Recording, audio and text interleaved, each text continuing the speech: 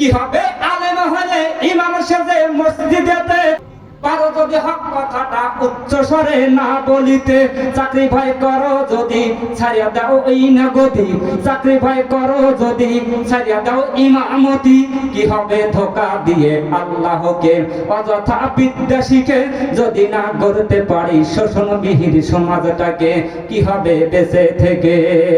কি হবে ছাত্র হয়ে চুমো খেয়ে সনদখানা যদি হয় বিদ্যালয়টা পতিতালয়ের আড্ডাখানা?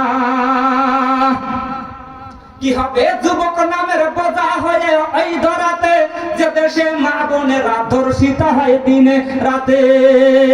যৌবনের সার্থকতা বুঝিবে সকল ব্যথা, যৌবনের সার্থকতা বুঝিবে সকল ব্যথা, পারো যদি বলি দিতে মানুষরূপী পশুটাকে, কি হবে বেঁচে থেকে? অযথা বিদ্যা শিখে যদি না গড়তে পারি শোষণবিহীন সমাজটাকে, কি হবে বেঁচে থেকে? কি হবে নামাজ রোজা ইমানদারির বড়াই করে যদি ওই খোদার কোরআন নর্দমাতে থাকে পড়ে?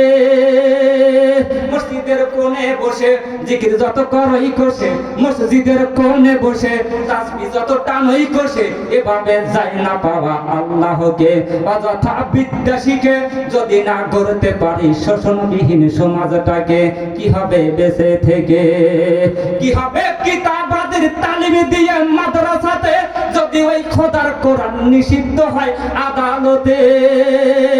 কাফনের কাপড় মাথায় ময়দানে আই ছুটে আয়, বিলিয়ে দেই না মোদের জীবনটাকে। অযথা বিদ্যা শিখে যদি না গড়তে পারি শোষণবিহীন সমাজটাকে, কি হবে বেঁচে থেকে? কি হবে কি হবে শেষ নবীজির উম্মত বলে দাবি করে যদি ওই নবীর চেয়ার কাদিয়ানীরাই দখল করে?